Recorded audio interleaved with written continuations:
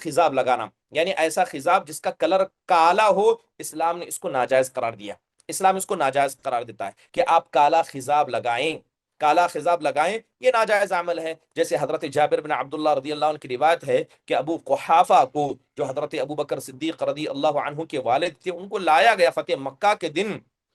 اور